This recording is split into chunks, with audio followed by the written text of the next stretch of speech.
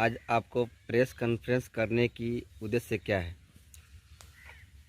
सबसे पहले तो आप सबको, मीडिया जितने बंधु हैं, आप सबको बहुत बहुत गणतंत्र दिवस के शुभ अवसर पर पहले ही हम आप सबको बधाई दे रहे हैं। और नौतन विधानसभा के जितने भी मतदाता बंधु हैं उन सबको भी बहुत बहुत बधाई।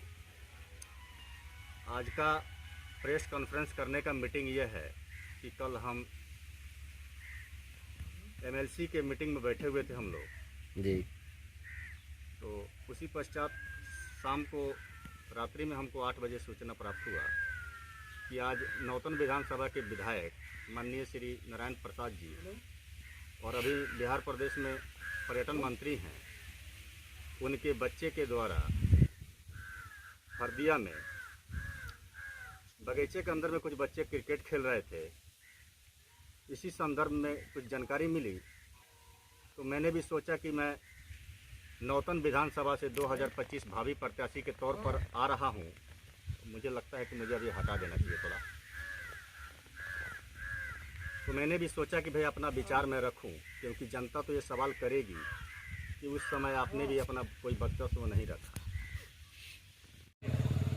अभी मैं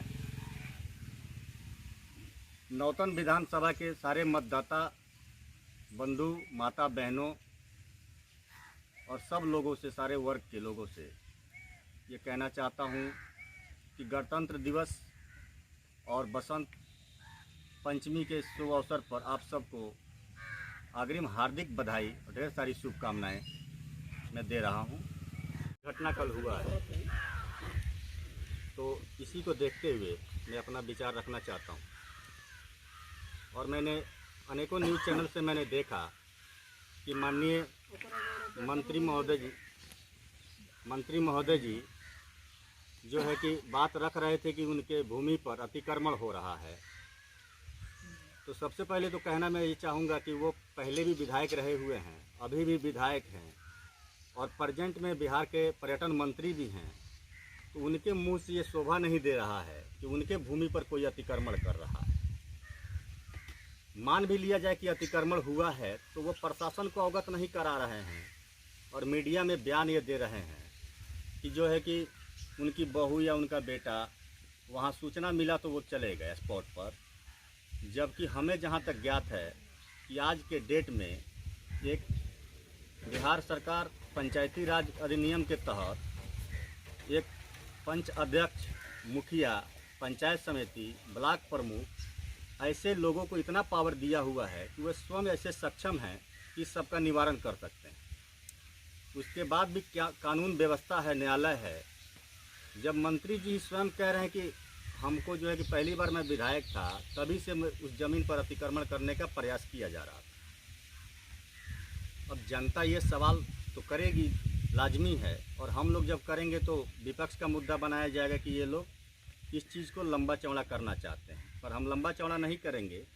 कहना यह है कि जब वो मंत्री हैं इसके बाद भी प्रशासन को अवगत ना कराते हुए उनके बच्चे जो हैं नीरज कुमार बबलू, वह स्पॉट पर चले जाते हैं, 5 गाड़ियों से जाते हैं जो सूचना मिलता है, और वहाँ ज़मीन जहाँ पे इनका है हरदिया में, वहाँ बगीचा इनका भी है, बगल में भी बगीचा जिनके ऊपर ये हमला हुआ उनका भी है। बच्चों को मारकर, और सुनने में आ रहा है कि गोली भी वो लोग चलाए हैं और कुंडे से उनके ऊपर वार किया गया है। अब ये तो जांच का विषय है, प्रशासन करेगी। लेकिन जैसे मंत्री जी का कहना है कि वहाँ पर अतिक्रमण हो रहा था, तो सबसे पहले तो बीडीओ या सीओ को अवगत कराना चाहिए, थाना प्रभारी को अवगत कराना चाहिए। जो अवगत वो ना कराते हुए उनके बेटा दबंग रूपी गुंडाई करते हुए वहाँ के लोगों को, बच्चे जो क्रिकेट खेल रहे थे, कि आज के डेट में कोरोना वायरस महामारी के बिहार और केंद्र सरकार के गाइडलाइन के अनुसार बच्चे फ्री टाइम है तो खेलते हैं। अब इसका तो इंक्वायरी का विषय है, लेकिन उनके बच्चे चले गए, गार्ड भी चले गए, और पिस्टल के साथ और राइफल के साथ जाने का उचित से क्या बनता है। इसी संदर्भ में हम कहना चाहते हैं कि इसका उचित न्यायालय जांच कराया जाए। सिटिंग जज रिटायरमेंट कोई हो, इसकी इंक्वायरी करे, और जो भी उस परिवार के साथ हुआ है इसके ऊपर न्यायालय के द्वारा इंक्वायरी कराकर जनता को संतुष्ट करने का और न्याय देने का कार्य किया जाए, यही मांग है मेरा। क्या लगता है कि वहाँ पे जो नीरज कुमार बबलू जी हैं वो अपने हथियार से लैस होकर गए थे, वहाँ पे ले जाना उचित था उनका? मेरे तो नज़र में तो ये कतई उचित नहीं है कि एक प्रतिनिधि जो बिहार प्रदेश में पर्यटन मंत्री हैं, न्यायालय सारा कानून व्यवस्था उनके अधीन है और उनका बच्चा स्वयं जाकर स्पॉट पर यह कार्य करता है, ये कतई सही नहीं है। इसका मैं खंडन करता हूँ। और लोग क्या चीज़ से देख रहे हैं, ये तो बात वही हो गई कि बहुत ज़्यादा दिन समय नहीं बीता, 6.5 महीना पहले इसी तरह का कार्य हुआ था उत्तर प्रदेश में। आपने देखा कि एक थार जीप से किसानों के ऊपर हमला किया जाता है और कैद में जो है कि मंत्री हैं उनके बेटा लोगों को कुचलकर 4 किसान की हत्या कर देते हैं।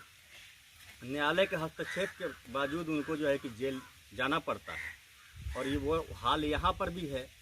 अब ये तो प्रेजेंट में बैठी गवर्नमेंट एनडीए की सरकार को सोचना है।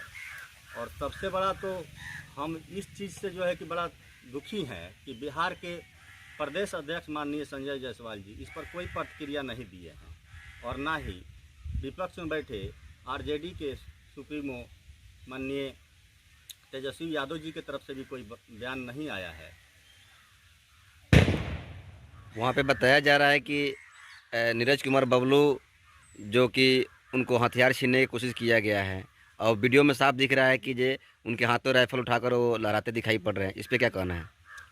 देखिए, जब आप पावर में होते हैं तो कहावत सुने हैं कि जब सैया भय कोतवाल तो डर काहे का। जब पिताश्री जब पर्यटन मंत्री है, इसी का तो फ़ायदा उठाया जा रहा है। अब बताइए, वहाँ पर जाति का कोई बात नहीं है, लेकिन पूरे नौतन विधानसभा में सबको मालूम है कि सबसे ज़्यादा नंबर 1 पर कुशवाहा और मौर्य और सैनी समाज के लोगों का वर्चस्व है और वोटर भी हैं। सबसे पहले तो मैं बता दूं कि जिस जगह पे ये घटना घटी है वहाँ पर तो इनको जाना नहीं चाहिए और अगर गए भी तो ये जो है कि प्रशासन के द्वारा जो इनको गार्ड मिला हुआ है इसको भी लेकर गए। और दूसरा बात कि लाइसेंसी हो या अवैध हो इसकी जानकारी हमें नहीं है, लेकिन जाना लेके उचित नहीं था और ले जाकर वहाँ फायरिंग भी कर दिए। इससे तो ये साफ जाहिर होता है कि गुंडाई करने का मनसा है, लोगों के ऊपर अपना जो है कि दबाव बना रहा है। क्या इस राज्य में गरीबों को स्वस्थ रहने का और सही सुरक्षित रहने की जगह है कि नहीं? अब स्वस्थ रहने के लिए, सुरक्षित रहने के लिए जनता को विचार करना होगा कि जब तक मानसिकता आपकी साफ नहीं होगी कि पार्टी के द्वारा ही लाया हुआ विधायक को ही जिताकर जब तक आप विधानसभा भेजिएगा, जब आप सोचते हैं कि भाई करोड़ों रुपया दे के लोग टिकट लेते हैं, उसके बाद करोड़ों रुपया लेकर वो जो है कि अगर इलेक्शन जीतेंगे तो 5 साल में 25 करोड़ रुपया जो है कि बिहार गवर्नमेंट देती है, तो क्या करेंगे? और भी सारा फंड आता है, तो जो पैसा लगा के जीतेगा वो तो कम आता है, ये जाहिर सी बात है। अब आप लोगों को भी मालूम है कि कुछ मीडिया चैनल वाले ऐसे भी हैं कि जो इस चीज़ को चलाना नहीं चाहते। बहुत गिने चुने लोग जो है कि देश की और जनता की समस्याओं को जनता के सामने रखते हैं, बाकी तो आपसे ये छिपा नहीं है। फिर भी हम कहना चाहेंगे कि आज के डेट में नौजवानों को, चाहे वो गरीब हो, मजदूर हो, असहाय हो, गरीब का दर्द गरीब समझेगा, असहाय का दर्द असहाय समझेगा। बिजनेसमैन और पूंजीपति जो लोग होते हैं वो कहीं बिजनेस के बारे में सोचते हैं, जो आप लोगों के समक्ष सामने। आपका नाम? मेरा नाम संजय प्रसाद उर्फ संजय सिंह कुशवाहा हुआ। मैं 06 नौतन विधानसभा से भावी प्रत्याशी 2025 तैयारी कर रहा हूं। इसीलिए मैंने अपना कर्तव्य समझा कि जनता, जो नौतन बैरिया की जनता है, उसके सामने मैं अपना बात रख सकूं आज के विषय पर। धन्यवाद।